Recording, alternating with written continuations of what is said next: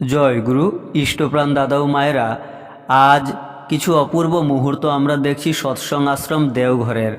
গত 11 ও 12 জুলাই সৎসঙ্গ আশ্রম দেওঘরে পালিত হল 344তম ঋত্বিক সম্মেলন।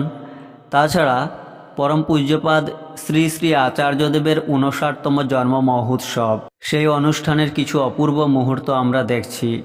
শ্রী শ্রী আচার্যদেব 329তম ঋত্বিক সম্মেলনের বলেছেন, তোমার যদি মনে হয় আমি আচার্যদেব দ্রষ্টা পুরুষ, আমি জানি তাহলে সেটা তোমার বেকুবি। কারণ রামায়ণেও দেখি সীতা হরণের পর রাম হাহাকার করে তাকে খুঁজছেন। তিনি যদি পুরুষোত্তম হবেন তাহলে ঘাড় ঘুরিয়ে দেখলেই তো রাবণকে দেখে তার দিকে দৌড়তেন তিনি। তা নয় কেন? কারণ তিনি যখন মানব শরীরে আছেন তখন মানবীয় গুণেই তিনি প্রকাশিত হবেন, অন্যভাবে হবেন না।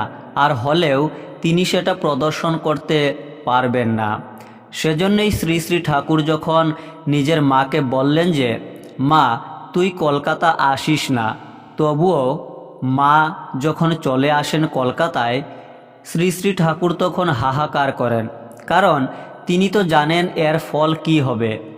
তবুও তিনি তা মুখে বলতে পারবেন না যে তুই আসিস না মা, এলে তোর এই হবে, অর্থাৎ মৃত্যু হবে। এজন্যেই তিনি বিধাতা, বিধিতেই বদ্ধ থাকবেন তিনি। অযৌক্তিকভাবে কোনো গল্পের মধ্যে কোথাও দেবত্ব আরোপ করতে গিয়ে মিরাক্কেলকে টানার আমাদের দরকার নেই। একদম তুমি যা পারো তাই আমাদের করে যেতে হবে। নিরন্তর এই করাই আমাদের সাধনা।